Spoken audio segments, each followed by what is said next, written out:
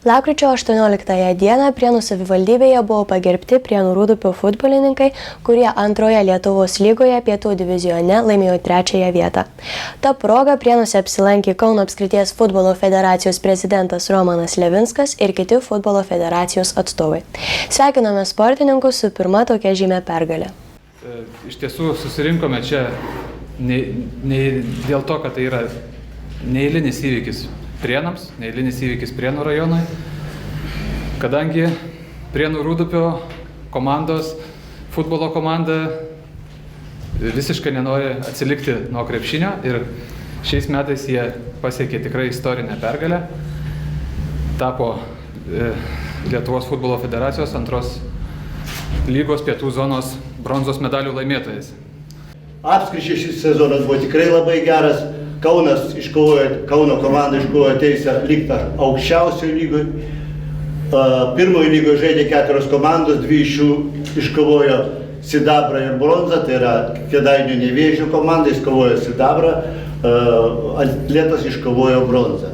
Antroje lygoje Kaišiadorių Savingė iškovojo sidabrą ir jūsų komanda iškovojo bronzą, su kuo aš vis sveikinu.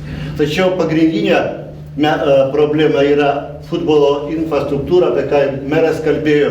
Kaunas turi iš tikrųjų šiuo metu geriausią infrastruktūrą, todėl kad turi sporto kompleksą, kuriame randasi ir nacionalinis stadionas su geriausia infrastruktūra, ir maniežas, ir 5 futbolo aikštės vienoje vietoje.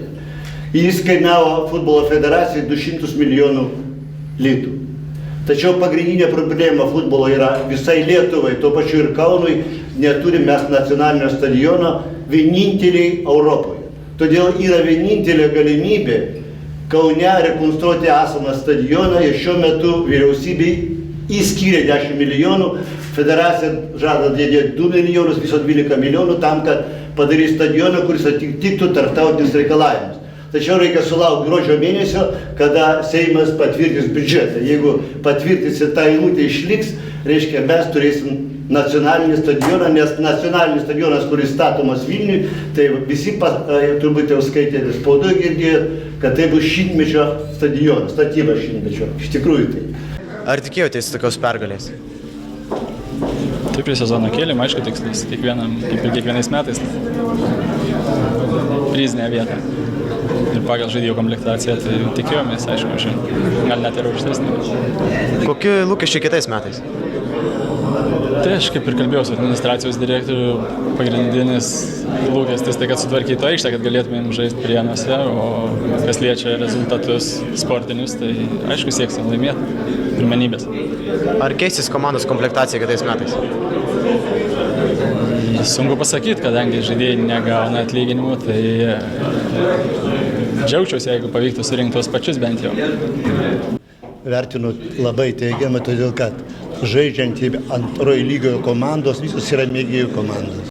Ir šitas laimėjimas Rūdupio komandai yra pirmas, bet ne paskutinis. Aš tikiu, kad jie iš tikrųjų, kaip ir kalbėjau pradžioj, jie turi visas galimybės ne tik tai užimti pirmą vietą, auksą iškovoti antroje lygoje, bet visas galimybės turi žaisti ir pirmoje lygoje. Tuo aš ir linkiu.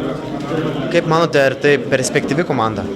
Taip, perspektyvi, todėl kad šitam sąstatė yra ne tik jaunimas, bet ir patyrę žaidėjai, kaip aš čia minėjau, Kauno aukso fondas, kaip Masiulevičius ir kiti, kurie žaidė už A lygą, net už rinktinį Masiulevičių žaidė. Ir jie, būtent šitas lydinys jaunimo ir veteranų, kaip mes vadys, dar ne veteranas, aišku, bet tų patyrusių žaidėjų duods tikrai gerus rezultatus. Ar labai skiriasi meistriškumo lygis pirmos ir antros lygos? Nėra labai didelių skirtumų. Labai vieno žingsnelio skirtumas, galima sakyti. Todėl, kad pirmoje lygoje žaidžiančios komandos irgi yra praktiškai mėgėjų komandos, neprofesionalios. O jau kita kalba, kada mes kalbam apie A lygą, aukščiausią lygą. Ten visi yra profesionalai, gauna atlyginimus ir jie turi atidirbti už savo atlyginimą, ne tik tai iš entuziazmo. O čia ir pirmoje ir antroje lygoje praktiškai žaidėjai iš savo meilės futbolui. Palinkėkite ką nors komandai. Pirmoje eilėje noriu palinkėti visiems stiprios sveikatos, kuo mažiau traumų, kad asmeniniam gyvenime viskas sektųsi ir noriu palinkėti kasdien, kad kasmet vis geresnių rezultatų.